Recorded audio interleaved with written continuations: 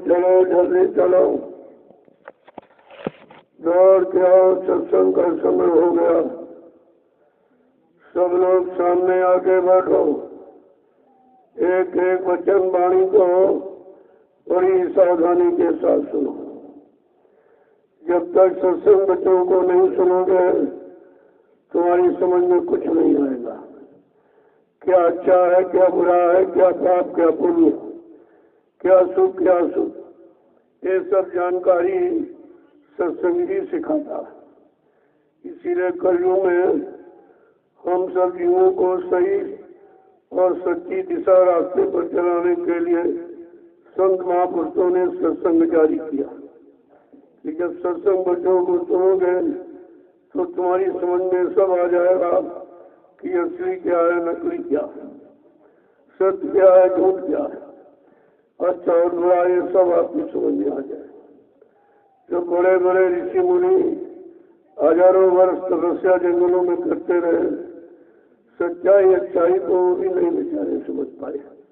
योगियों ने तरह तरह के योग लगाए, लेकिन मौन को सही अच्छी दिशा नहीं दे पाए। ब्रह्मचारियों ने नियम संयम करके शरीर को निरोग हष्ट रखा, लेकिन मन पर कंट्रोल नियंत्रण भी नहीं कर पाए। तो वो कितना ये पेचीदा मामला है जिसे आकर के कलयुग में संत महापुरुषों ने सुलझाया, और तो किसी ने कुछ नहीं कर पाया। लेकिन संत महापुरुषों ने इसको सुलझा दिया, ये घाट को सुलझा दिया, और धीरे धीरे हमें आपको सही सच्चे रास्ते में ला के खड़ा किया। अब जिन सच्चाई को न पकड़े, अच्छाई को न पकड़े, बुराई को न छोड़े, चोरी न छोड़े, विज्ञान न छोड़े, तो उसकी कमी है, फिर वो सजा पाएगा उसकी। लेकिन संत महापुरुषों ने किसी सच्चे अच्छे राज को छिपाया नहीं। गूढ़ हो तत्व न संत जुड़ाऊ, जीवात्मा परमात्मा के गूढ़ राज को संत महापुरुषों ने कभी छिपाया नहीं है, जिसको लोगों ने खोला भी नहीं। ऐसा मालूम होता है वो लोग जानते नहीं थे, या उनको ये राज रहस्य खोलने का अधिकार नहीं था। कोई बात तो जरूर रही होगी। तो सच्चाई का रास्ता कलयुग में मिला। सच्चाई का मतलब संत मत, सच्चा रास्ता, सच्चा विचार और सत्य मंडल की तरफ जाने की तैयारी, ये केवल संत महापुरुषों ने कराई है, और किसी ने राज बताया ही नहीं। उनको ये भी नहीं मालूम था कि मन सच्चा है कि जीवात्मा सच्ची, भौतिक सच्चा है कि आध्यात्मिक सच्चा है, नूरानी सच्चा है कि जिस्मानी सच्चा है, लौकिक सच्चा है कि परलौकिक सच्चा, अंतर्मुखी सच्चा है कि बहिर्मुखी। जब अच्छाई सच्चाई की जानकारी हुई नहीं तो बताता कौन। इसलिए कलयुग में जब संत पधारे, संतों का आगमन इस भारत भूमि पर जीवात्माओं के उद्धार कल्याण के लिए हुआ है, और समाज देश के अच्छाई सच्चाई को लाने के लिए। जब जब भारत भूमि पर पाप बढ़ा, अत्याचार, अनाचार, व्यभिचार, भ्रष्टाचार बढ़ गया, कभी कभी का इतिहास ही बताता है कि कोई न कोई शक्ति परमात्मा की तरफ से आती जाती है, धर्म की स्थापना के लिए और मानव सुधार के लिए। ये तो काम हुआ है, लेकिन जीवात्मा के उद्धार के लिए पिछले युगों में कोई शक्ति नहीं आई। न ऋषि मुनि, न योगी महर्ष, न अवतारी शक्तियां, न ज्ञानी वैज्ञानी। इनके अंदर जीवात्मा को जगाने, परमात्मा से मिलाने की कोई ज्ञान, कोई युक्ति नहीं थी, क्योंकि ये सब काल शक्तियां बीच के लोग से आई हैं। हमारी जीवात्मा सबसे ऊपर के लोग, सतलोक, सच्चन, अनामी धाम, प्रभु धाम की रहने वाली है। जब तक वहां से कोई इधर नहीं आएगा तो जीवात्माओं को जगा के उधर नहीं ले जा सकता। यह सब जानकारी सत्संग ही देता। इसीलिए तो महापुरुषों ने कहा, गिरी बदरिया पाप की बरस रहे अंगार, और संत नाते जगत में तो जय माता संसार। अगर ये पाप का माहौल बनोगा, चारों तरफ मानोगे विचार गंदे हो गए, खान पान गंदा हो गया, संग सोबत गंदी हो गई, कर्म गंदे हो गए, तो माहौल जब खराब हो जाता है तो आपत्तियां, मुसीबत, बीमारी, महामारी, लड़ाई झगड़े हमें आपको घेर लेते हैं। आने का कारण ये, जब अच्छा मानवीय खान पान करते रहो, मानवीय कर्म करते रहो, मानव धर्म को समझते रहो तो भी बुराई और बीमारी आने का कोई प्रश्न ही नहीं। तो भारत जैसे धार्मिक देश में क्यों आई, जबकि धर्म के लिए भगवान राम को रावण से लड़ाई लड़नी पड़ी, धर्म के लिए भगवान कृष्ण को महाभारत करना पड़ा। आज उनकी लड़ाई का सब काम खत्म हो चुका, क्योंकि धर्म फिर से बढ़ गया, इतना बढ़ गया है कि पृथ्वी ये वो बेचारी अकुला रही है, ये अकुला रही पृथ्वी, ये बोझे से दब गई है। तो जब जब ऐसा समय आया, कोई न कोई परिवर्तनकारी शक्ति आती जाती है, उनके द्वारा परिवर्तन हुआ। इतिहास सब साक्षी गवाह है, लेकिन हम ना पिछले इतिहास को करते हैं, न वर्तमान में जो बनाने आया उसको मानते हैं। परेशानी का कारण तो ये है, जब जब सच्चाई अच्छाई से दूर चले जाओगे और बुराइयों को बढ़ा लोगे तो आपत्ति मुसीबत तो फंसी जाओगे आप। जय गुरुदेव, जय गुरुदेव, जय गुरुदेव,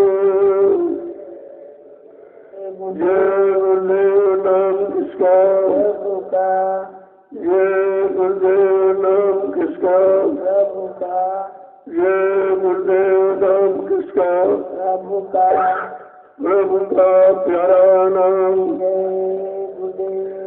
समृद्ध दयालु पूज्य स्वामी जी महाराज आज के इस प्रातःकालीन नैमिषारण्य की तपोभूमि पर लघु सत्संग में सम्मिलित होने वाले समस्त गुरासिक प्रेमी जनों, बड़े सौभाग्य की घड़ी होती है जब संत महापुरुषों का दर्शन देना, उनके वचन माने सुनने का अवसर मौका हम सब मानव इंसानों को अपने जीवन में मिलता है।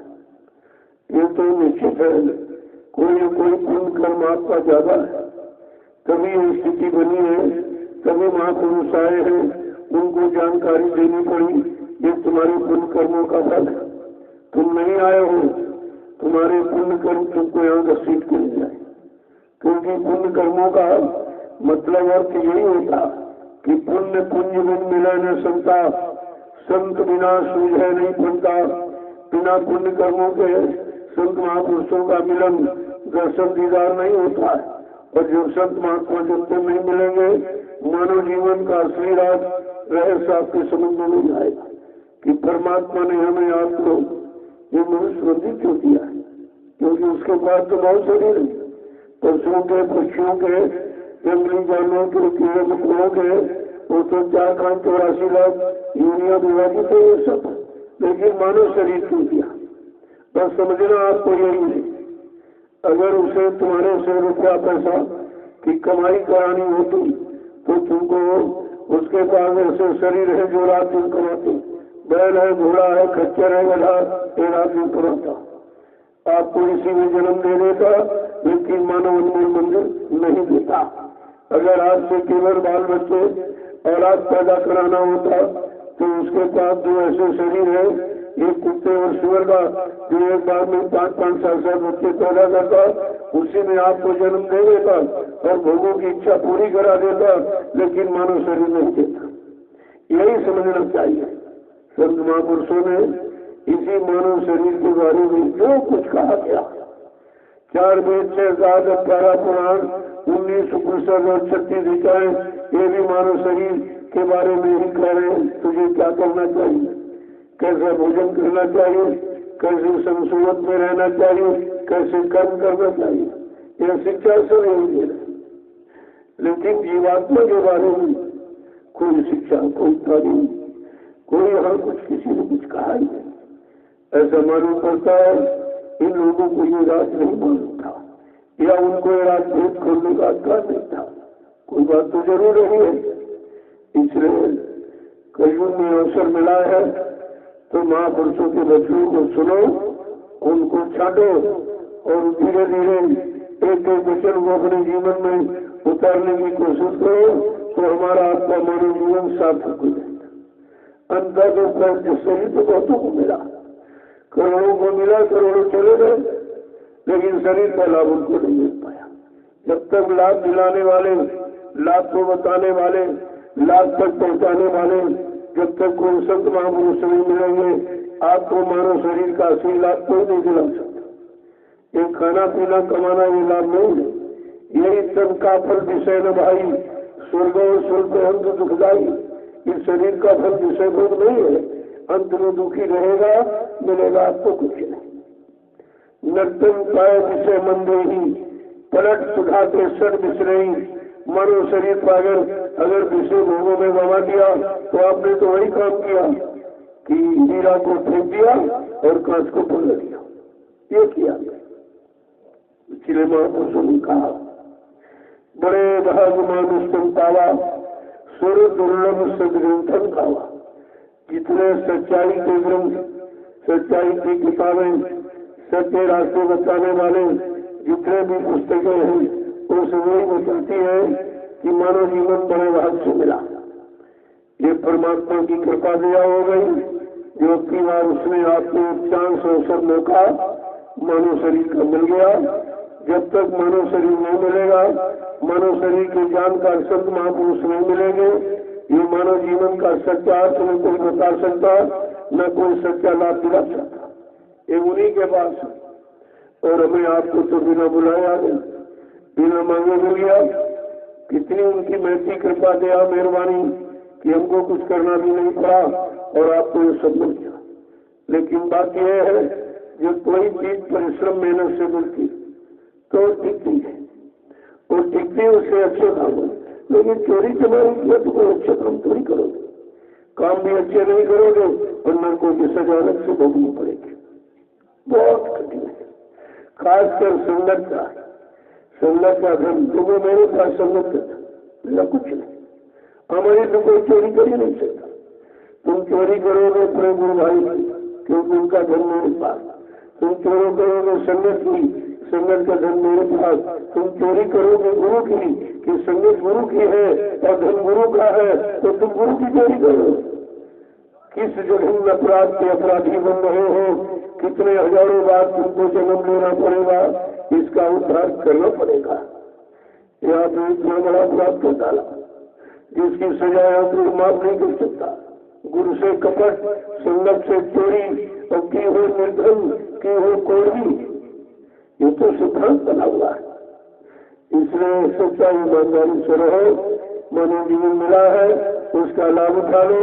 वो भी आपके हाथ से निकला जा रहा जो आप आजकल सुबह शाम दोपहर कहते हो, इसी में सारा समय जा रहा। आप कब मुड़ोगे, कब इधर गिरोगे, कब अपने घर की तैयारी करोगे और कब ये काल माया के जोर से आप छुट्टी पाने की छुट्टी लोगे, यही समझ। तो जो क्यों अत्याचार दुष्चार भ्रष्टाचार बढ़ता है तो हमारे इतिहास बताते हैं कि परमात्मा की तरफ से कोई न कोई शक्ति है अपने संतुलन को बनाने के लिए आती जाती रहती और संतुलन बनाती है। पहले तो समझाती है, अगर समझ में आ जाए तो बहुत अच्छी बात, लेकिन नहीं समझते हो तो उनको लोग लालच होती है। ये अगर ऐसा करोगे तुम्हारा मान सम्मान होगा, तुम्हें राजपाट मिल जाएगा, धन दौलत मिल जाएंगे, सारे सुख यहाँ तो मिल जाएंगे। इस पर भी समझ में नहीं आता तो वो भेद नीति अपनाते हैं कि देखो रावण नहीं माना तो उसको क्या सजा मिली, कंस नहीं माना उसको क्या सजा मिली, जरासंध नहीं माना उसको क्या सजा मिली, हिरण्यकश्यप नहीं माना उसको क्या सजा मिली। न मानने वालों के परिणाम है और मानने वालों के परिणाम है। प्रहलाद माना मान गया उसको क्या मिला, और सुतीचर और भीषण ये मान गए त्रेता में उस नाम को तुमको क्या मिला।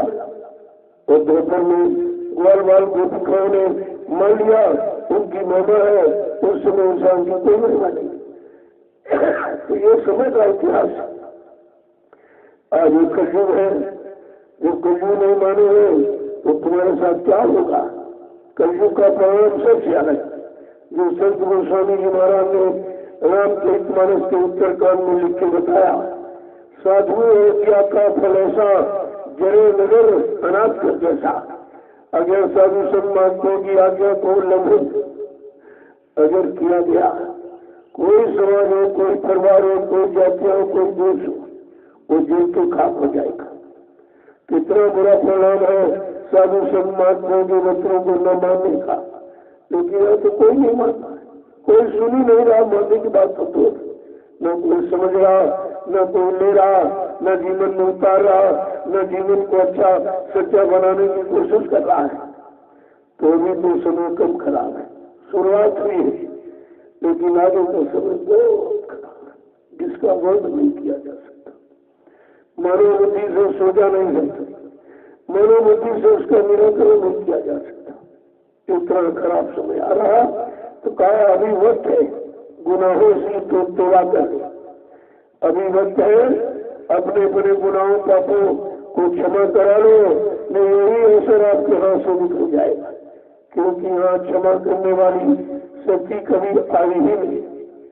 वो तो आपके बुरे अच्छे कर्मों का परिणाम सुनाने वाली शक्ति आई, लेकिन क्षमा करने वाली शक्ति इस कलयुग में आई है, जिसको सब सदगुरु कहते हैं।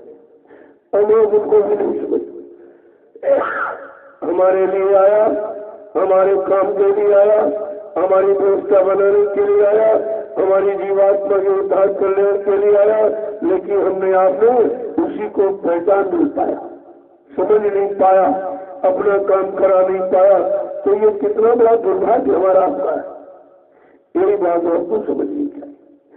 जरा महापुरुषों के जबरदस्त हो दीजिए, नहीं कहोगे आप अपने मन से ये गलती कह रहे हो।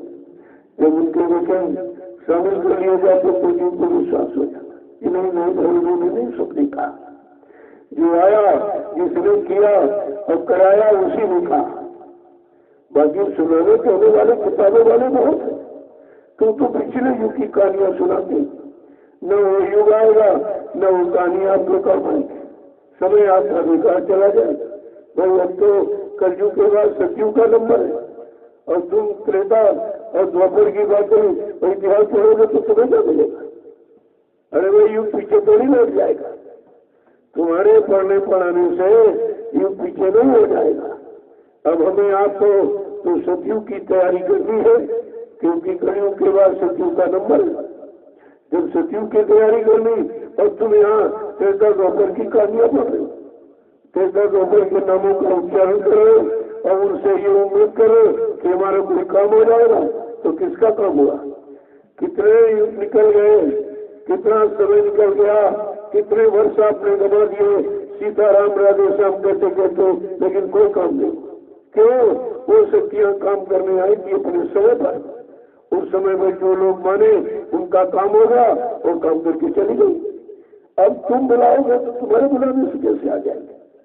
अगर तुम्हारा पिता शरीर छोड़ के चला जाए तो उनको बुलाओ तो आएंगे। उनका फोटो रख करके अर्चना वंदना प्रार्थना को, क्या वो प्रार्थना तुम्हारी सुनेंगे या सुन करके आएंगे या तुम्हारा कोई काम करेंगे? इतनी छोटी बात को अभी तक नहीं समझते। सब उसी पिछले प्यासों में जुटे पड़े हुए, जहाँ कुछ मिलना नहीं।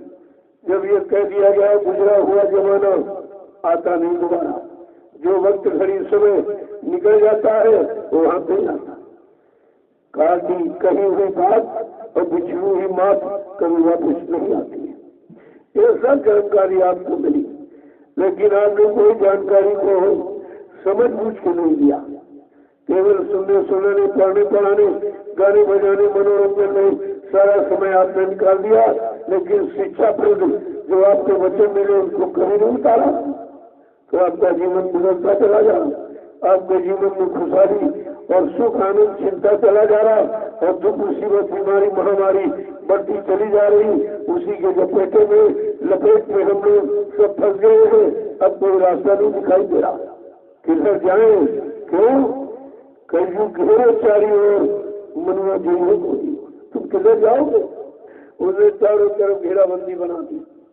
जब घेरे में सबको फंसा लिया तब संत महापुरुषों को कहना पड़ा, ऐ कलयुग मैं तुझे भगाऊंगा और सत्यों को लाऊंगा। कितना बड़ा संकल्प, कितनी बड़ी प्रतिज्ञा, कितना बड़ा वादा हम सब जीवों के लिए संत महापुरुषों ने किया, और आपने उनको बिल्कुल नहीं समझा। ये तो वादा प्रतिज्ञा किसी ने नहीं किया, जो बाबा जी महाराज ने किसी ने नहीं। किसी को मालूम ही नहीं है। सब युग परिवर्तन करना ये इंसान की बस की बात है और किसी भगवान की बस की बात नहीं। जिनको आपने भगवान मानो उन्होंने स्थित परिस्थितियों में परिवर्तन किया है, लेकिन युग का परिवर्तन नहीं किया। आज युग परिवर्तन की आवाज उठी है कि कलयुग में कलयुग जाएगा और कलयुग में सतयुग आएगा। ये कितनी बड़ी बात है कि धर्मशास्त्र कहते हैं जब एक युग समाप्त होता तब दूसरा युग आता है, लेकिन संत महापुरुषों ने अपनी समृद्ध शक्ति की पहचान दे दी। अभी कलयुग का प्रथम चरण 5,500 वर्ष ही निकल पाए और बीच में आवाज लगा दी कि कलयुग में कलयुग जाएगा और कलयुग में सतयुग आएगा। यानी कलयुग को जाना पड़ेगा और सतयुग को आना पड़ेगा। कितना बलपूर्वक कितना चैलेंज करके कहते इसको जाना पड़ेगा और उसको आना पड़ेगा। ये दोनों तरफ का इशारा हो रहा, न कलयुग अभी गया न सतयुग आया, लेकिन तैयारी क्या कहा था, कलयुग सतयुग के चक्कर में बच्चों निकल कठिन हो जाएगा। वो सत्य है और सबका निकल रहा। संसार वाले चलेंगे, आज तुमको भी लगेंगे कि तुम उन्हीं के बीच में रह रहे हो। तुम्हारा कोई गुंडे अलग नहीं बचाऊंगा। अगर कुछ कर दिया जाए तो उसमें तुम भी नहीं बचते। तुम्हें बचाना है, उनको सबक देना है। देरी इस बात की, उनके यहाँ कोई देरी नहीं। और सब मसाला परिवर्तन का बना के रख दिया गया। कहा था मैंने परिवर्तन का पूरा मसाला, पूरी भूमिका व्यवस्था बना के रख दी। जिस दिन तुमको इसके काबिल देखूंगा ये सोच दूंगा। अब काबिलियत का पता कैसे चले? जैसे बिना परीक्षा के कोई विद्यार्थी अपनी काबिलियत योग्यता बता सकता, कोई डिवीजन पूरा बता सकता, वो परीक्षा ही बताती।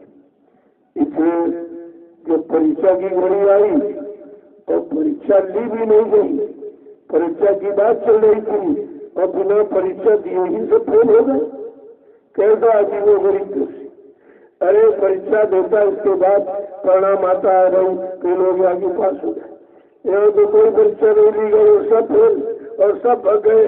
सब ने अली दरबार छोड़ दिया, चरण और शरण छोड़कर सब भग गए। तो परीक्षा दी जाती किसकी? अरे जो पढ़ता है उसी की परीक्षा होती। इसमें पढ़ाई नहीं, न तुमने संसद सुना, न वचनों को माना, न सेवा आपने की, न सुमरन ध्यान भजन किया, तो तुम्हारी परीक्षा क्या लिखा है? ये भी बड़ा आश्चर्यजनक कार्य है कि कलयुग अन्य युगों में गुरु ने अपने शिष्यों की परीक्षा ली, लेकिन आज कलयुग में सदगुरु दाता दयालु ने अपनी परीक्षा दी और फेल हो गए। हम परीक्षा गुरु ने भी फेल हम आप हो गए। कैसा जीवन नहीं, ये मतलब दृश्य है और समझ में किसी का नहीं आ रहा। इतना कहने पर, इतना समझाने बताने पर, इतना इशारा करने पर भी किसी की समझ में नहीं आ रहा ये सब क्या है। ये तो पहले भी कहा गया था कि ऐसा परिवर्तन कलयुग में होगा जो मानव बुद्धि के परे, न मानो सोच सकता, न मानो कर सकता, न मानो विश्वास ही कर सकता। ऐसा परिवर्तन करके दिखाया जाएगा और बता इसी चमत्कार को हिंदुस्तान ही नहीं सारा विश्व नमस्कार करेगा। इतना विलक्षण स्थिति परिवर्तन होगा जो मानव बुद्धि को परे सोच नहीं सकता। इसीलिए तो बताया जा रहा, उसको समझ नहीं जा रहा। उसे क्या मालूम परिवर्तन किसे कहते? यहाँ परावर्तन को परिवर्तन कर दिया, थोड़ा बहुत इधर उधर मिला जुला के कुछ सुधार कर दिया, कहते परिवर्तन हो गया। अरे परिवर्तन कहते हैं ऐसे से ऐसा, बिल्कुल ऐसे से ऐसा, इसको परिवर्तन कहते हैं। जब ऐसे से ऐसा हो जाएगा तो कितने बचेंगे उस परिवर्तन में? बात असली है। संत महापुरुष को बचाने के लिए आते हैं, बचाने के लिए उन्होंने 60 वर्ष आपके साथ मेहनत की, 10 जुलाई 1952 से 2012। लेकिन कितने लोग बचने की बात मानी, बचने की युक्ति कितने लोगों ने स्वीकार की? बात तो मानने की है, न तुम मान पाए, न जान पाए, न पहचान पाए, न अपना बना पाए, न अपनी जीवात्मा का उद्धार कल्याण करा पाए, न अपने पाप कर्मों में माफी करा पाए। हमारा आपका कितना बड़ा दुर्भाग्य है कि हम कुछ कर ही नहीं पाए, जबकि करने वाला तुम्हारे सामने खड़ा था, आपने कुछ नहीं करा पाया, कुछ समझ नहीं पाया। करना कराना तो दूर रहा, आपने सैन और बैन यानी इशारों को और वचनों को बिल्कुल नहीं समझ पाया। तो जरा महापुरुषों के वचन सुन लीजिए। अवतारी शक्तियों के बारे में आप जानते हो, उनका इतिहास आप पढ़ते हो कि अवतारी शक्तियां कब आई, क्यों आई, किस काम के लिए आई, वो तो आप जानते हो कि जब जब हो धर्म की हानि, पढ़े असुर अधर्म अभिमानी, तब तक प्रभु धर्म मनुष्य शरीरा, हरे ही कृपा निधि सज्जन पीड़ा। यानी जब जब धर्म की हानि, अब धर्म और कर्म को लोग नहीं जानते। अगर किसी विद्वान से पूछो कि धर्म कर्म की परिभाषा क्या है, तो यही कहेगा पूजा करो, पाठ करो, तीर्थ करो, व्रत करो, हवन जब तबियत गंगा स्नान करो। अरे करो माने कर्म और धर्म माने धर्म, जो धारण किया जाए, मनो जीवन में उतारा जाए, उसको धर्म कहते हैं। धर्म माने व्यवस्था, व्यवस्था का नाम धर्म। व्यवस्था ही बिगड़ती है, तभी धर्म की बात सामने आई कि जब जो हो धर्म की हानि। कर्म की हानि के बारे में नहीं लिखा गया, उसके बारे में इशारा नहीं किया गया, लेकिन बुरे कर्मों से व्यवस्था बिगड़ती है और अच्छे कर्मों से व्यवस्था पनपती है। बात उसकी कर्मों की है। तो जब खुद ही नहीं जानते हो धर्म क्या कर्म क्या, तो तुम्हें क्या बताएंगे? जब खुद नहीं समझ पाए धर्म कर्म की परिभाषा को, तो तुम्हें बताएगा कौन? ये तो संत महापुरुषों को मालूम कि धर्म क्या है, व्यवस्था क्या है, व्यवस्था कैसे गुजरती है, कैसे खान पान से, कैसे कर्मों से, कैसे संगसोच से, कैसे देखने सुनने से, ये सब का असर प्रभाव पड़ता है। तुम्हारा देखना सुनना किन लोगों की तरफ है, तुम्हारा खाना पीना किनके साथ है, किनकी कमाई का खाना, ये सब तुम्हारे पर लागू होता है। क्योंकि ये भारत देश है, विश्व में जितने देश भारत को छोड़कर सब भूमि के नाम से जाने जाते, लेकिन हमारा भारत देश योग भूमि के नाम से जाना जाता है। यहाँ योग है, वहाँ भोग है। जहाँ भोग है वहाँ दुख तकलीफ बीमारियां हैं, जहाँ योग है वहाँ बीमारी दुख तकलीफ का नामो निशान है। लेकिन तुमने उस भोग भूमियों के देश की नकल की है। पाश्चात्य देश जो भोग भूमि है, जहाँ भोग के सिवा कुछ नहीं, एकदम पशु जीवन है, वहाँ की तुमने नकल की, वहाँ का तुमने खान पान अपनाया, वहाँ की बोली भाषा बोलते हो, वहीं की वेशभूषा पहनते बनाते हो, तो तकलीफ तो आपको मिलेगी। जब भोग भूमि की नकल करोगे, भोगी हो जाओगे, रोगी हो जाओगे, तो मुसीबत पाओगे। अगर भारत योग भूमि की नकल करते, अपनी भारतीय संस्कृति की मर्यादा बनाए रखते, तो हिंदुस्तान की धार्मिक धरती पर किसी तरह की कोई बीमारी नहीं होती। बीमारी का कारण हमारा गंदा खान पान, हमारे गंदी वेशभूषा, जिसको देखकर लोगों के मन खराब होते हैं। तुम अपना भी मन खराब करते हो, तुम्हें जो देखता है उसका भी मन खराब, तुम डबल सजा पाओगे। तुमने ऐसा भेष क्यों बनाया? अगर भारतीय वेशभूषा में रहते तो तुमको देखकर लोग खुशी होते, अपनाने की कोशिश करते, तुम्हारे प्रति आदर्श और श्रद्धा के भाव पैदा करते। लेकिन तुमने जो नकल की है, वो नकल की शकल बिगड़ी है, शकल बिगड़ गई। अब तुम्हें दंड पाने के सिवा कुछ नहीं मिलेगा। तुमने भारतीय संस्कृति की मर्यादा समाप्त की है, भारतीय खान पान की तिरंगिनी की है, भारतीय वेशभूषा जिससे शरीर यानी निरोध रहता है और मतलब यानी शरीर में कोई विकार नहीं आने पाते हैं, तुमने वेशभूषा भी खराब कर दी। मुसलमान आज भी अपनी वेशभूषा में है, क्या उनके यहाँ फैशन नहीं है? क्या वो फैशन करना नहीं जानते?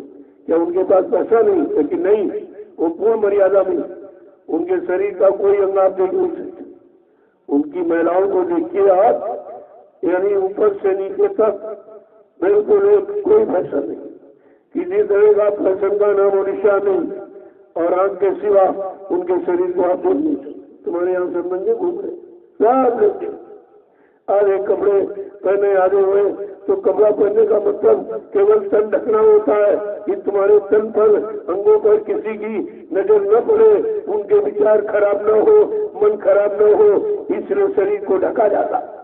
नहीं तो नंगा पैदा था, नंगा रहता, क्या जरूरत थी कपड़े पहनने? नंगा तो पैदा ही हुआ, नंगे बना रहता, कपड़े पहनने की क्या जरूरत थी?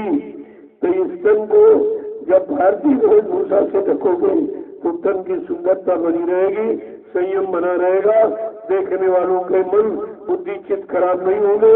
तुमने तो अपना भी खराब किया और जो लोगों ने देखा वो भी खराब हो गए। दो अपराध आपने किए।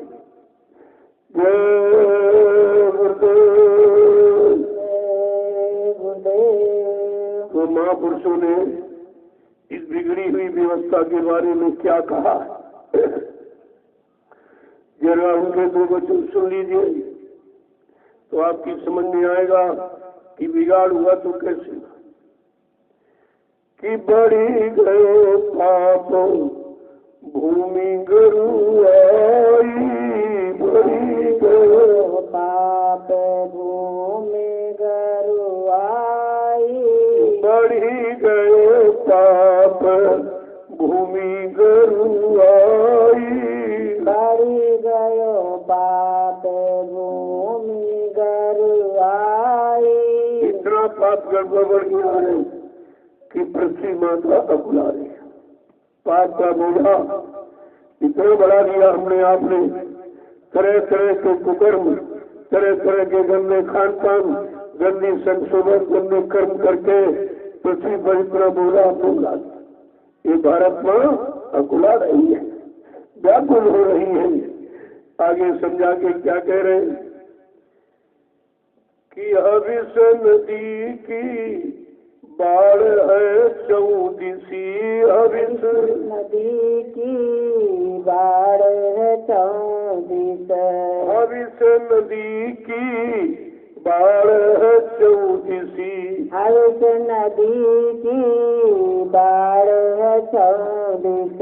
भारत सबको खाई, सारथ सबको खाई, बढ़ी गयो पाप भूमि गरुआई, बढ़ी गयो पाप भूमि गरुआई। सब में हविष पैदा हो गई, हमें मिल जाए, हमें मिल जाए, नहीं दूसरे मिले क्या न मिले, दूसरा भोजन करे क्या न करे, दूसरा कपड़े पहने क्या न करे, दूसरों की आवश्यकताएं पूरी हो न हो, लेकिन हमारी पूरी, ये हविष है।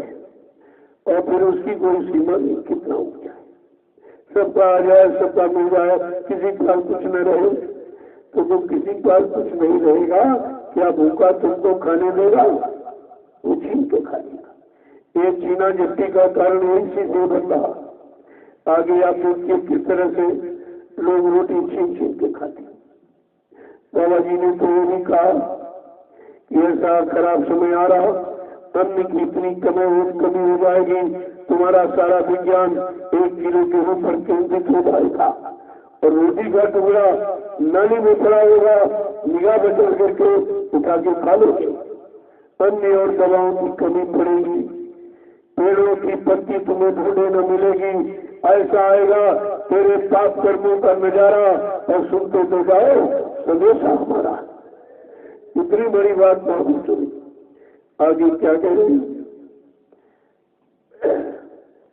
भाई इष्ट मित्र नहीं चीने, भाई इष्ट मित्र नहीं चीने, भाई इष्ट मित्र नहीं चीने, भाई इष्ट मित्र नहीं चीने, सबके संग ठगराई, सबके संग ठगराई, बढ़ी गयो पाप भूमि गरुआई, बढ़ी गयो पाप भूमि गरुआई। ऐसा समय माहौल वातावरण हो गया, भाई भाई को नहीं देख रहा, इष्ट मित्र कुछ दिखाई नहीं दे रहे, केवल स्वार्थ ही दिखाई दे रहा। सेवा धर्मार्थ परमार्थ मनो के दिल मन से बिल्कुल चला गया। केवल स्वार्थ आगे खड़ा हो गया। आगे समझा के करे सब एक दूसरे को ठग रहे हैं, लूट रहे हैं, कोई शर्म लिहाज कुछ नहीं करते, कोई पाप पुण्य नहीं समझ पा रहे। ऐसा माहौल वातावरण ये देश का बन गया। आगे क्या कह रहे हैं कि पैसे खातिर प्यार दिखावे, पैसे खातिर प्यार दिखावे, पैसे खातिर प्यार दिखावे, पैसे खातिर प्यार दिखावे, झुकी झुकी पूछे डुलाऊं, झुकी झुकी पूछ डुलाऊं, बढ़ी गयो पाप भूमि करुआई, बढ़ी गयो पाप भूमि गरुआई। केवल एक आधार रह गया पैसा। आए पैसा है, पैसा है, पैसा। कैसे पैसा आवे? लूट के आवे, झूठ बोल के आवे, छल कपट बेईमानी करके, चोरी करके, डकैती करके, हिंसा करके, धोखा देकर, छल कपट करके, कोई भी स्थिति परिस्थिति अपनानी पड़े, लेकिन पैसा आना चाहिए। बिल्कुल एकदम केंद्रित हो गया और पैसा तुम्हारे साथ जाएगा नहीं, क्योंकि तुम्हारा है नहीं। तुम तो नंगे के लिए आए थे माँ के पेट से, तो तुम्हारा कहां से होगा? ये किसी का दिया हुआ, किसी का सहयोग है। अगर उस सहयोग का दुरुपयोग करोगे वो उसकी भी सजा देगा और तुम्हारे साथ ही जाने वाला है। अब संत महापुरुषों के इशारों पर, उनके वचनों पर अगर परमात्मा में लगाना सीख जाओ तो एक एक पाई लेके आप जा सकते, क्योंकि वो ऐसी जगह लगा देंगे जिससे आगे आने वाले भविष्य में लाखों लोग लाभ उठाएंगे। वो तो आपका साथ जा सकता, बाकी कुछ, क्योंकि वो शरीर के साथ हो जाएगा। शरीर के लिए आप कितनी मेहनत करते हो, खेती, दुकान, दफ्तर, बिजली, व्यापार, मजदूरी, सब शरीर के लिए। इससे पूरा नहीं पड़ा तो चोरी करते हो, डकैती डालते हो, हिंसा करते हो, झूठ बोलते हो, छल कपट बेईमानी ये सब करते हो शरीर के लिए, और शरीर नाशवान है। एक दिन ये जला के राख कर दिया जाएगा। इसको सजाने में, खिलाने पिलाने में सारा समय आप खराब करते हो। एक दिन ये नंगा करके अग्नि में जला के राख कर दिया जाएगा, या गड्ढा खोद के काट दिया जाएगा, या बालू बांध के फेंक दिया जाएगा। इस शरीर की क्या कीमत है? अरे तो रोज अनुभव आप करते, एक तो प्रत्यक्ष अनुभव आपका हो रहा। तुम्हारे परिवार से, समाज से, घरों से, मोहल्ले से, शहर से कितने लोग जा रहे? क्या कोई लेके जा रहा? मकान लेके, दुकान लेके, पैसे लेकर, पत्नी बाल बच्चों को साथ लेकर कोई जा रहा? सब बेचारा नंगा अकेले जा रहा है, कोई साथी नहीं, कोई बराती नहीं, कोई सगाती नहीं, कुछ नहीं। देखो किस तरह कहते हैं, केवल पैसे के कारण तुम्हारे आगे पीछे पूछ डुलाएगा, बदला ले लेगा तो धक्का मार देगा। जब उसका स्वार्थ निकल जाएगा तब धक्का मार देगा। चाहे शरीर के प्रयोग होगा, चाहे पैसे के प्रयोग का हो। शरीर का प्रयोग जब तक करेगा जब तक शरीर में शक्ति रहेगी। जहाँ बुढ़ापा आया तो खुदकुशी में जगह शुरू हो जाता, क्योंकि ये लोगों की इच्छा पूरी नहीं हो रही। कहने का मतलब ये है कि जहाँ हमारा स्वार्थ लोभ लालच, हम वहीं पर रुके हैं। स्वार्थ लोभ लालच हल हो जाएगा, हम धक्का मार देंगे तो दुनिया के लोग, परिवार के लोग, समाज के लोग कितने स्वार्थी हैं कि अपना काम निकाल रहे और तुम कुछ नहीं समझ पाते। अरे तुम भी अपने काम में लगे, सबको देकर, सबको खिला पिला के देख लिया, तुम्हें कुछ नहीं मिला, तुमको कुछ नहीं मिला, तो जरा सा कुछ अपना काम कर लो। अब हमें अपना काम ही नहीं मालूम, हम इसी काम को अपना काम समझते हैं और जो कर रहे इसी को अपना काम समझते हैं, जबकि ये तुम्हारा काम नहीं, ये सब काल का काम कर रहेगा। काल का सामान इकट्ठा कर रहे हो। तुम्हारा काम तो जीवात्मा जगह परमात्मा से मिले, अपने घर पहुंचे, ये तुम्हारा काम है। अभी तो हम अपने काम नहीं समझ पाए। बड़े बड़े विद्वान, बड़े बड़े ऋषि मुनि योगी जिनको भगवान आपने माना अवतारी शक्तियां, जब वो नहीं समझ पाए कि हमारा क्या है, पराया क्या है, हम अपना काम करें कि पराया काम कर रहे हैं, हमें इससे क्या मिलेगा, वो भी नहीं समझ पाए। लेकिन संत महापुरुषों ने क्या कहा, काम अपना तो हो जाए, पराए काम को फंसना। गुरु का ध्यान कर प्यारे, इसके बिना नहीं छूटना। तुमने जिनका जिनका ध्यान किया, संसार में अपना बनाया, वो ध्यान तुम्हारे काम आने वाला नहीं है। अगर तुमने गुरु का ध्यान किया होता तो सारी गंदगी को तुम्हारे अंदर से निकाल देते, तुम्हारे मन बुद्धि चित्त को पाक साफ निर्मल पवित्र बना देते। ये उनका ध्यान। इसलिए कहा हमें ध्यान किसका करना चाहिए, क्या लिखा है, ध्यान मूलम गुरु मूर्ति, पूजा मूलम गुरु बलम, मंत्र मूलम गुरु वाक्यम, मोक्ष मूलम गुरु कृपा। गुरु की कृपा पर मोक्ष निर्भर है। यानी कलयुग में क्रिया साध नहीं, कृपा साध। अगर क्रिया साध होती हमें आप सबको नाम कर नहीं गया तो हम तक क्रिया करके अपना काम बना देते। इसका मतलब है क्रिया साध कृपा साध। किसी की कृपा दया मेहरबानी आप पर हो जाए, वो आपकी बना दे तब तो बन सकती, लेकिन स्वतः कलयुग का जीव अपना कुछ नहीं बना सकता, क्योंकि बिगाड़ने के सिवा हमने बनाने का काम जाना ही नहीं। पहले आप शरीर को बिगाड़ लो, लोगों ने फंसाकर सारी शक्ति का हैरास करो, सबसे बड़ी तो बिगाड़ दी है, और यही से सारा बिगाड़ शुरू हो जाता। तो धीरे धीरे हर अंग आपने प्रयोग किए और गलत तरीके से और गलत जगह, और शक्ति को खर्च यानी करने वाले, शक्ति वापस लेने वाला कोई भी अंग आपने प्रयोग नहीं किया, तो हम शरीर से कमजोर हो गए, दुर्बल हो गए, बीमार हो गए, रोगी हो गए, भोगी हो गए, योगी नहीं बन पाए। जबकि हमारे शरीर योगी बनने के लिए मिला था, योगी को नहीं बन पाया। वो भी नाम योग, योगी वोगी कुछ नहीं। ये मोदी सब योगी लिखने लगे और कहने लगे, अरे जिनको चाह गई चिंता मिटी, मनवा में परवाह, जिनको कछु न चाहिए वो सहन को सा, वो बादशाहों के बादशाह है, वो नाम योगी है, जिनको काल माया के देश का कोई सामान नहीं चाहिए। ये तो सम्राट में फंसे, गंदौलत में फंसे, मान सम्मान में फंसे, अपने को योगी करे। इनको यही नहीं शर्म लगती है कि योगी की परिभाषा क्या है। योगी भोग से संबंध रखेगा, योगी भोग के सामान को इकट्ठा करेगा, ये भी तो पहचान किसी का नहीं।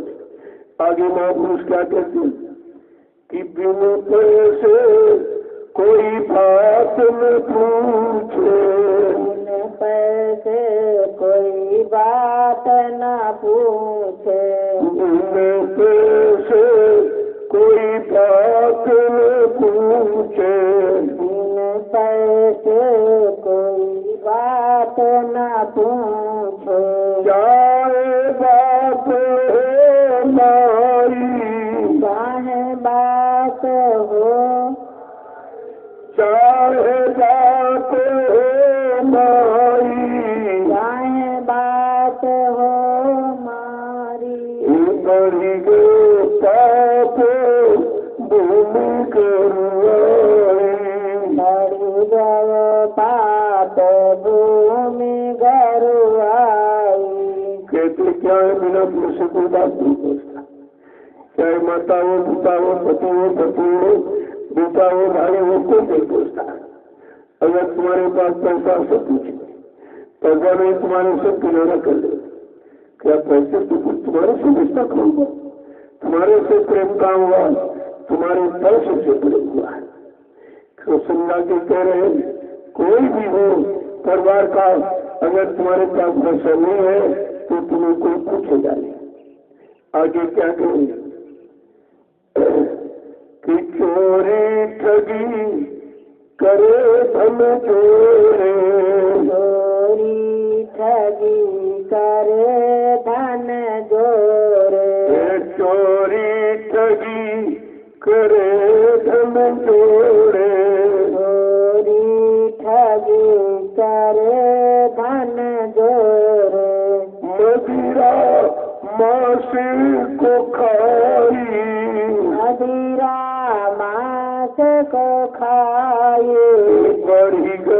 पाप भूमि गरुआई। बढ़ी गयो पाप भूमि गरुआई। चोरी करके, छल कपट करके, बेईमानी करके, हिंसा करके, जो पैसा को इकट्ठा करते और फिर मदिरा मांस कमाती है। दो अपराध, चोरी करने का अपराध अलग, फिर उसको जो खर्च किया उससे अपराध अलग बना। अब ये सब अपराधों की सजा पाने का अधिकारी बन रहा है। क्या कह रहे हैं समझा के, ये हराम का खाए खिलावे, ये हराम का खाए खिलाए। ये हराम का खाए खिलावे, ये हराम का खाए खिलाए। ये हरि का नाम बिसराई, हरि का नाम बिसराए।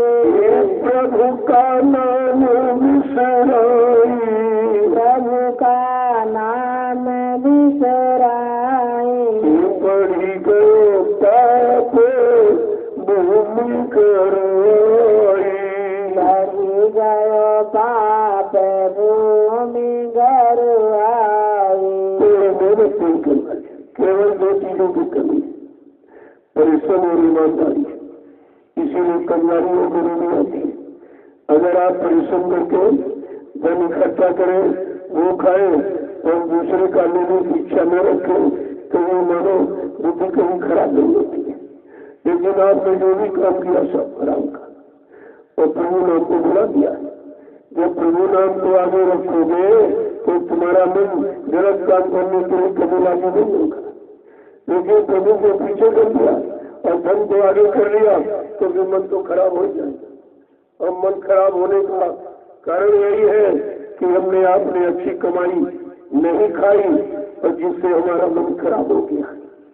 आगे क्या कह रहे हैं कि जियत जगत में मांगत डोले, जगत में मांगत डोले। जियत जगत में मांगत डोले, जियत जगत में मांगत डोले। मरे नरक में जाई, मरे नरक में जाए। बढ़ी गयो पाप भूमि गरुआई।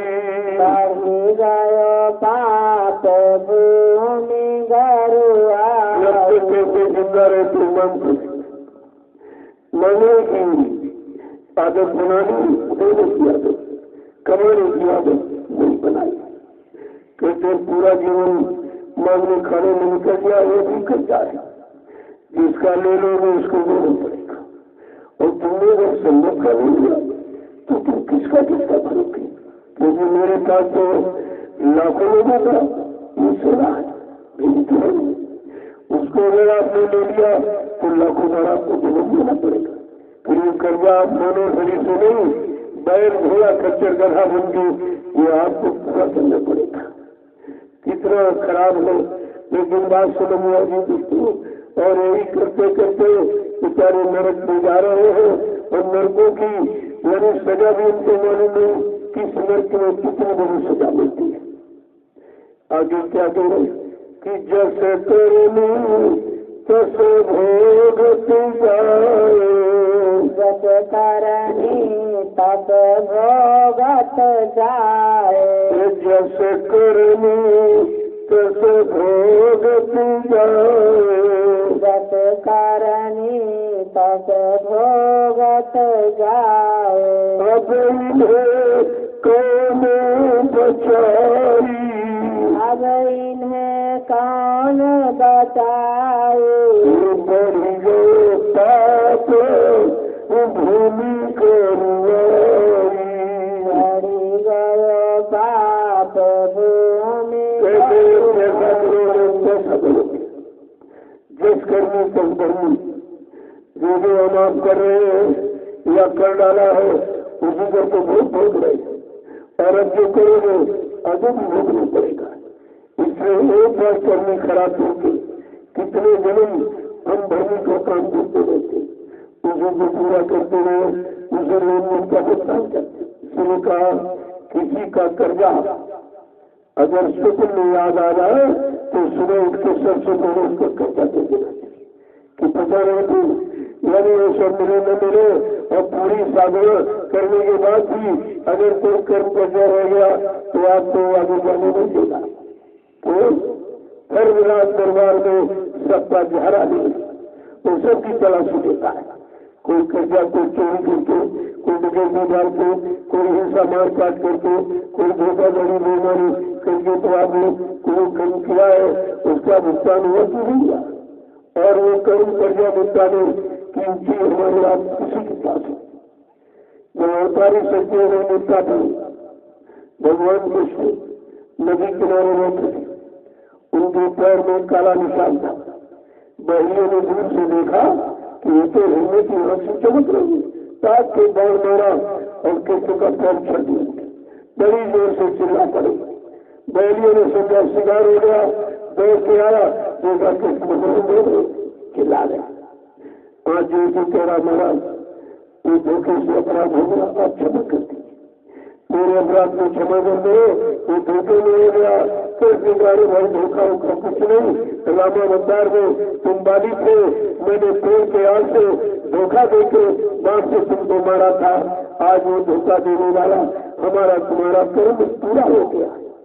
तो ये जिनको भगवान कहते, ये उनको कर्म कर्जा देना पड़ा।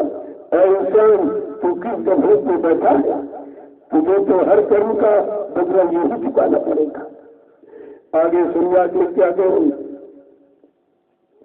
कि नर देही से भजन किया नहीं, नर देही से भजन किया नहीं, नर देही से भजन किया नहीं, नर देही से भजन किया नहीं। था जन्म गई, था जन्म गवाई, बड़ी देवता तो भूमि करवाई, धरी गयो पाप भूमि। असली कर्म क्या है? तुमने नहीं, तुमको परमात्मा की प्राप्ति क्यों मिली? तुमने वो काम तो किया नहीं, जो नहीं करना था वो कर डाला, जो करना था उसको दूर चले गए। यही अचंबा भारी है, क्या करना था क्या लागू कर्म, वो यही अचंबा भारी है। बड़ा आश्चर्य होता है, जिस काम के लिए मानो तुम अनमोल मंदिर मिला वो तो काम किया नहीं और गंदगी वाले काम सारे लोगों को पूछा दिया, अब उसकी सजा पाने में समय आ गया। तो क्या करो कि अब की चूक मान नहीं होगी,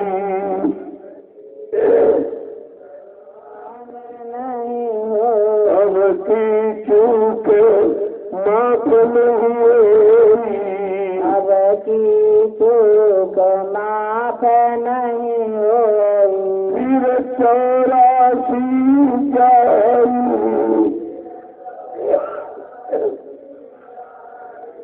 बड़ी देवता तो भूमि करवाई, धरी गयो पाप भूमि। आखिरी बार अगर तुमने जीवन में छू गए तो ब्रह्मा को तो विचार का 84वां भूमि देना पड़ेगा।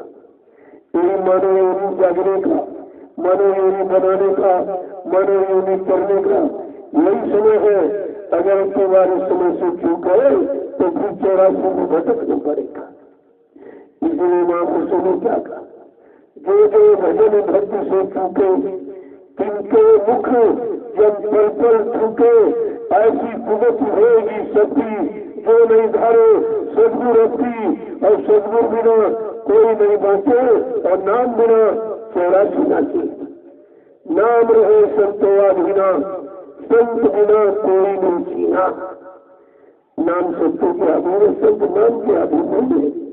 वो जब जैसा जीवों के लिए नाम उपयुक्त समझेंगे, अनुकूल समझेंगे, सरल समझेंगे, उसी नाम को लगाएंगे, उसी नाम से जीवों को लगाएंगे और पार करेंगे।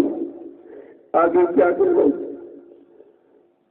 जय गुरुदेव बचन सुने भाई, जय गुरुदेव बचन सुन भाई, जय गुरुदेव बचन सुन भाई, बचन सुन भाई, ये काम तुम्हारे आई, तुम्हारे आई, बढ़ी गए पाप भूमि करुआई, आप भूमि गरुआ। आज समय के संगमदाता ज्ञानी बालाजी मुझे कुमारा ने जो जगाया हम सब कर्मों के जीवों को बचाने के काल के हर गांव से, काल के हर नीति रीति से, काल की हर भूमिका व्यवस्था से बचाने के लिए जिन्होंने जो बुद्धि नाम प्रभु का बताया और जो दूसरे नाम में प्रभु का नाम, और प्रभु बोले न कभी आए न किसी ने बताया न कोई प्रचार कराया गया। ये सब अनोखा काम है, अनोखा नाम, अनोखा काम, अनोखे धाम मंडल दुकान से आए हैं, इसलिए उनकी बात को लोग समझ नहीं पा रहे हैं। आगे क्या कह रहे हैं? जो गुरुदेव नाम वचन भरे मानो, अरे उनके वचनों को मान लो तो तुम 84 से बच जाओगे। 84 से तुम्हारा मतलब हो जाएगा। अन्यथा जो भी युक्ति तुमने पिछले युगों की सीख रखी उसे 84 में कटी। 84 में ले जाने वाली युक्ति, भले तुम राजा गरीब बन जाओ लेकिन लोगों को 84। आगे क्या कह रहे हो कि सतगुरु बिना न कोई बचे न रहो, सतगुरु बिना ना बचे, सतगुरु बिना न कोई बचे जीवे, सतगुरु बिना ना बचे, ना काम तुम्हारे आई, ना काम तुम्हारे आई, बढ़ी गए पाप भूमि करुआई, बढ़ी गयो पाप। बिना सदगुरु के तुम्हारा बचाव होगी, क्योंकि कोई खुद ही नहीं बच पाए। जब ऋषि मुनि हजारों हो तपस्या जब उनकी वो नहीं बच पाए, योगियों ने तरह तरह के योग लगाए वो भी नहीं बच पाए, अवतारी शक्तियों ने तरह तरह के धर्म और कर्म की व्याख्या की लेकिन वो भी नहीं बच पाए। तो हम सब कलयुग के कन्ने गंदे मोदी वाला जी कैसे बचेंगे? आगे क्या कह रहे हैं कि समय की चीज को अगर समय से हम लोग लेना मान जाए, यही हमारी बुद्धिमानी है। जो समय से जाकर सही सच्चे रास्ते को समय से समझकर और कर लेता है वो व्यक्ति समय का बुद्धिमान व्यक्ति कहलाता। और समय निकल गया फिर आप जागे तो उसे क्या मिलेगा? उसे क्या मिलेगा? जब समय निकल गया, समय चूक उनका पछताने का समय निकल गया, चूक भूल हो गई, अब आप पश्चाताप करो, रो आंसू गिराओ तो कुछ होने वाला, उससे कुछ होने वाला नहीं है। समय से जागो सोचो, होश में आओ, सही सच्चे अच्छे रास्ते पर खड़े हो जाओ, अच्छाई सच्चाई को समझकर अच्छे सच्चे कर्म करके अपने सच्चे देश को पहुंच जाओ। ये हमारा आपका सच्चा मानो कर्म और यही सच्चा मानो धर्म है, जिसे हम बिना सच महापुरुषों की कृपा के समझ ही नहीं पाते। जय गुरुदेव,